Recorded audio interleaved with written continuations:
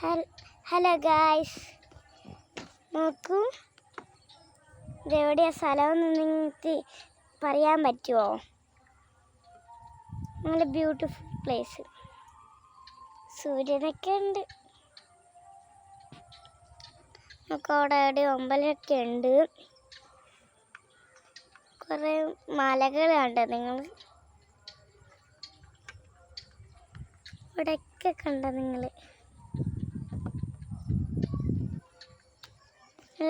Beautiful അല്ലേ?